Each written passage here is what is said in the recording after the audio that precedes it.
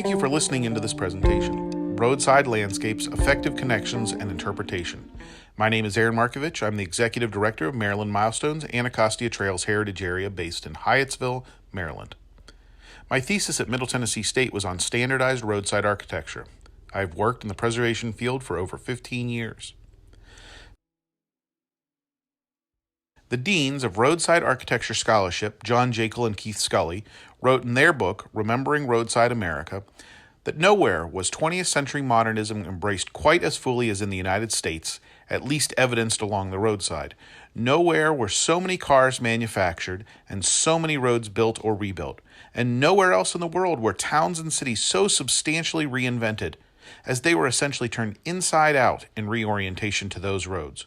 Only in America did roadside selling evolve so quickly and was the commercial strip fully accepted as a way of organizing space. This concept, that commercial roadside development reorganized space and landscape in the United States, is a critical concept for planners, historians, and preservationists. This is a concept we should embrace to preserve the roadside now and into the future. Those who choose to examine the roadside are fully aware of the complexities of roadside preservation. Roadside is sprawled out over wide distances. Sites were built to be autocentric, counter to the modern tastes for planning. Roadside places were designed to be replaced over time. They were built with a lack of permanence, a concept so central to historic preservation. Roadside places were constructed with quick materials, untested materials, or materials that have not been able to show the test of time. Modern preservationists are in a race against time to find replacement materials. And of course, the roadside is torn down and rebuilt constantly. For every picture we have of a gleaming, restored roadside diner, we have 3 more of roadside places torn down and destroyed. If someone doesn't study or appreciate the roadside as a place of American invention and development, they are left scratching their head about hysterical preservationists who just seem to want to save everything. It can't be old, they say to themselves. It was built while I've been alive. Why would someone want to save an old motel that's falling down if they didn't understand that a roadside place was part of a larger Green Book listed sites or the last vestige of a nationally important chain? Structures viewed independent of relevance to the interconnectedness of the roadside landscape are left unwanted and open to destruction because we see them as objects and not elements of the whole. As preservationists, historians, and planners, we must work together to create a landscape for the roadside, a connection between place and story, and an interpretive framework for telling stories. Before going too deeply, I'd like to note that I do not propose that preservationists must save all roadside buildings to connect the stories of the roadside. Many places were shoddy, some have little value, some only retain value in their documentation and preservation of elements of the structure. A historian and interpreter can tell as complete a story with artifacts as they can with the whole building. Preserving a whole structure brings an additional level of complexity to the process by forcing the owner or user to adapt the building to uses that may not be compatible. The website used to be a Pizza Hut as a large collection of photographs of how users have adapted roadside places with compatible uses. However, trying to force a bank into a Valentine diner might not be the best way for a community to support sustainable growth and development. For this reason, my focus is on the idea of landscape and how to use the tools of preservation and interpretation to preserve the roadside as a whole, while not specifically recommending a process for the preservation of individual buildings of the roadside. To begin, we will look at the idea of landscape as a coordinating method. As Jekyll and Scully wrote, landscape, as the concept necessary for the preservation of road and roadside resource in situ, has still barely entered the consciousness and vocabulary of most preservationists. Landscape at its fullest means something more than architecture, and landscapes are holistic entities, both being cognitive and material. The term landscape is common among cultural geographers and has users in the environmental field, particularly those who are proponents of using large landscapes for environmental conservation. Those that use and understand the Heritage Areas program are also common users of the term. But for the average planner, historian, or historic preservationist, the concept of large landscape conservation, particularly for something like roadside preservation, is an idea that might be too oblique, large, or complex to tackle. Thinking about how individual buildings fit within the grand scale of the American landscape can seem daunting. However, I posit that we must use large landscape conservation models if the field is to protect and preserve these disjointed, ephemeral roadside commercial landscapes. One of the facets of the historic preservation movement that seems to bolster a single structure point of view and can work against roadside architecture preservation is actually one of our tools, the National Register of Historic Places. This system, which focuses on classifying historic structures into clear buckets of significance, can miss how vernacular structures in the landscape play an important role in understanding the holistic roadside landscape. The National Register asks, how many McDonald's do we need to list on the National Register? Is there significance when the Holiday Inn down the street is listed? The Register has forced the historic preservationists into a line of thinking rather than looking at the story as a complex web that requires examples, artifacts, and research to tell the story of America. We've reduced our history down to quick paragraphs of context that will facilitate the regulatory process. Unfortunately, planners, historians, and preservationists simply don't have the time, money, or directive to link stories together in a larger, holistic way. There are a few examples of how the National Register can be used effectively, particularly in the Midwest along iconic long-distance roads such as Route 66. The multiple property nomination for Roadside Kansas from 2011 is a solid example of how the roadside can be examined at a state level. However, due to National Register processes, the document falls back to architectural descriptions and snippet contexts. New Mexico DOT produced a cultural resources technical document called the Roadside Architecture and Objects in New Mexico in 2010, which is quite detailed about the types of buildings one might encounter, especially when doing transportation projects, but again falls to the architectural descriptions of buildings rather than looking at the interconnectedness of the entire landscape. An East Coast example that uses the idea of landscape to describe the roadside is the Historic Context for Evaluation of Commercial Roadside Architecture, written by Elizabeth Rosen and Martha Bowers and produced for the state of Delaware. This document, which was prepared ahead of work for U.S. Route 113, was laid out to detail time periods, locations, themes, and property types. This document takes a geographic view of the roadside activity for these chosen regions. The potential for what this research could do but doesn't quite have the capacity to do, is in the section Research Issues. Here, the authors note that more work should be done to research the, quote, proliferation and patterns of distribution of roadside architecture and the, quote, effects of automobiles and improved transportation corridors on the patterns of settlement and land use and local and regional statewide economic development. A similar document by Elizabeth Crowley King is Are We There Yet? Auto Landscapes and Tourism, from 1913 to 1975 for the Wyoming State Preservation Office. This document, produced recently, is well designed and graphically accessible. It places the sites of Wyoming into a state context but doesn't quite fit all into a national landscape.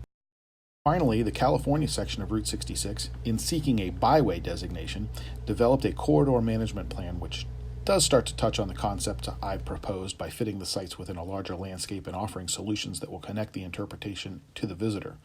However, this concept requires one more step to realize the full potential.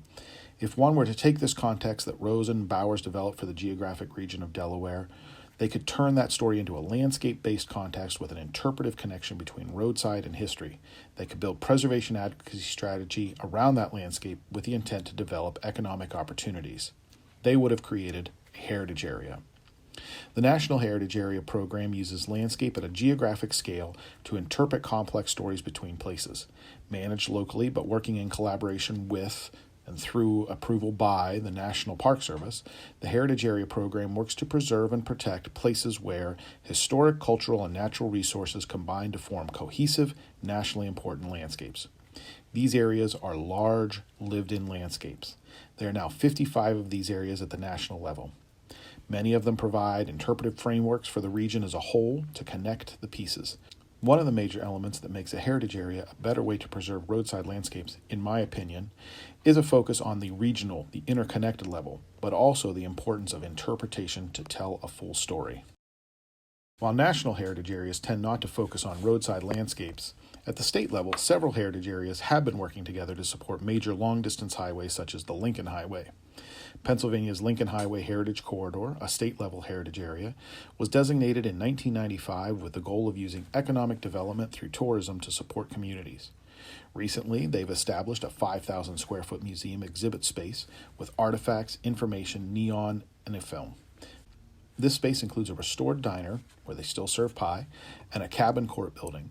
The museum is a central starting point for what they call the 200-mile roadside museum. With stops at a variety of places along the route, such as Dunkel's Golf Station, a traveler begins to get a sense of the larger scale of the highway.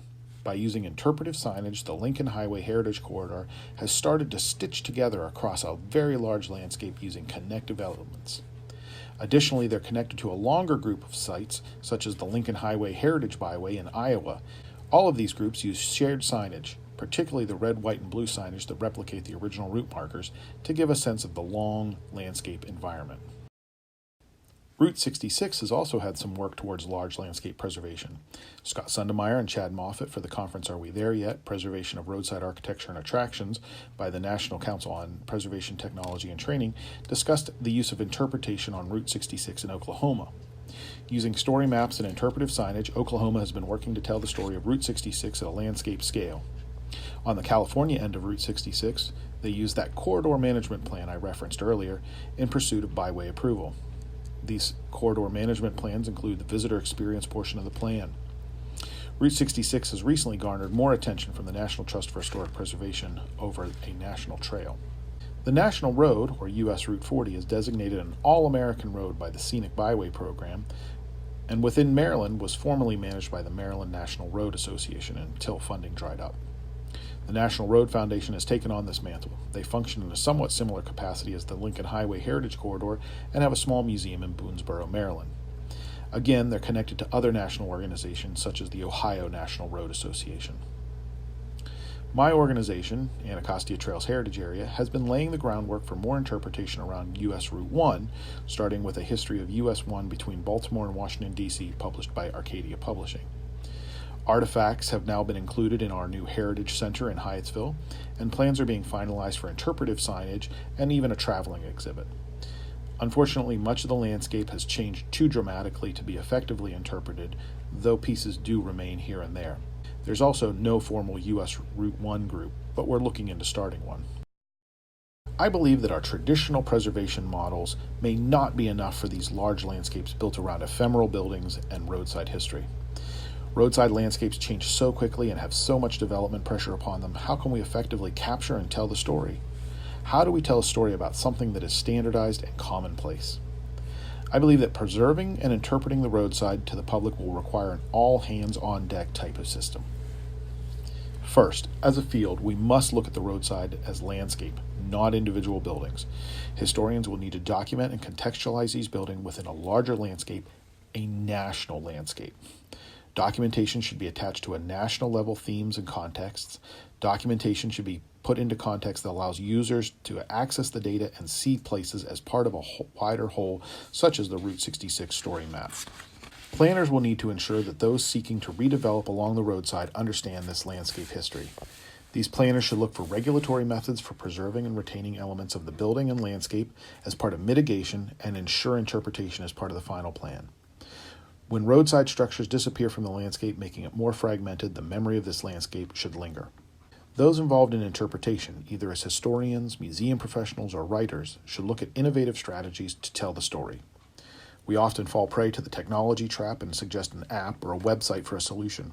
Telling a good story requires multiple methods: signage, brochures, personal tours, websites, audio tours, online videos, shared branding of a landscape, the list goes on.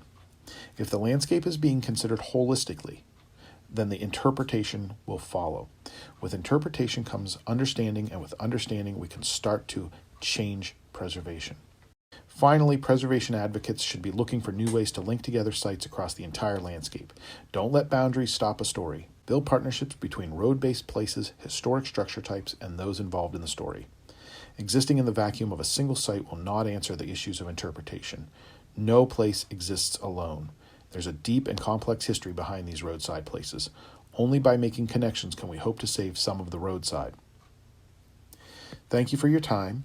I hope as you move forward with examining commercial roadside architecture, you consider how to step back from a single building style evaluation, fit that building into a larger national landscape, and look at innovative ways to tell the story more completely. Thank you.